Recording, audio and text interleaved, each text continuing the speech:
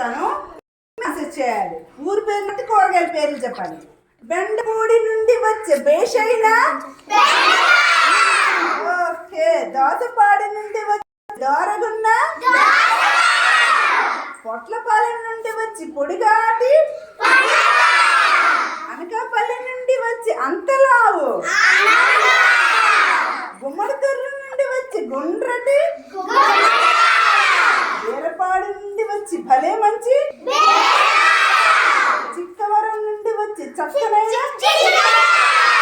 మునగపాడు నుండి వచ్చి మూడు పలకల, కాకరవాడ నుండి వచ్చి కసరన్న, నిమ్మకూరు నుండి వచ్చి నిగారింపు, కొత్తపల్లి కొత్తిమీర కలపర్రు కరివేపాకు కూరలన్నీ వచ్చినాయి వచ్చినాయి వచ్చినాయి. వేపుడు